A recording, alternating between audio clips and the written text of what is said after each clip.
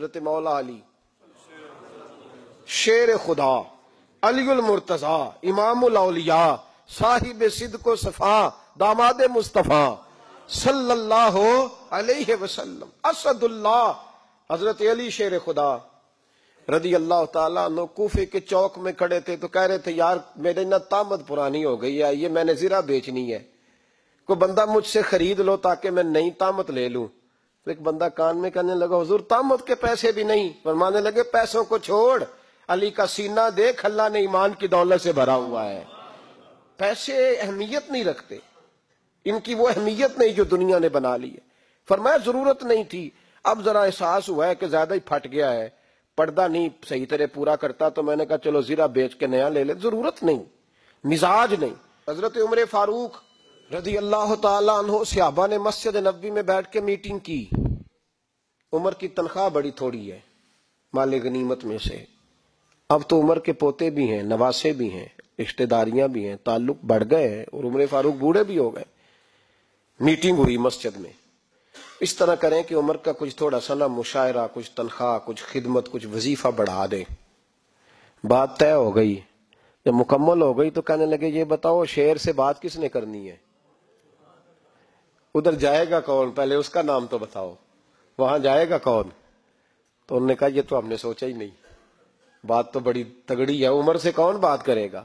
یہاں جتنا مرضی تگڑا پیر ہو، آپ نذرانہ لے کے جائے مسئلہ ہی کوئی نہیں۔ کبھی کسی کو کہنا پڑا ہے؟ تو کہتے ہیں جناب کون بات کرے گا؟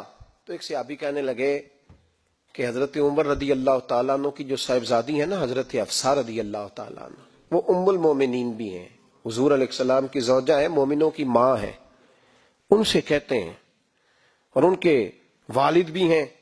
تو حضرت حفصہ سے کہا تو جناب حفصہ چل کے گئیں حضرت عمر کے پاس، جا کے کہا ابا جی ایک بات کرنی تھی۔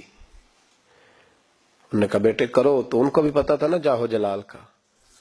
کہنے لگے ابا جی مسجد نبوی میں صحابہ کی میٹنگ ہوئی ہے، ایک ہی محلے میں ایک ہی شہر میں لوگ رہتے ہیں تو ایک دوسروں کی خرچوں کا ضروریات کا پتہ ہے۔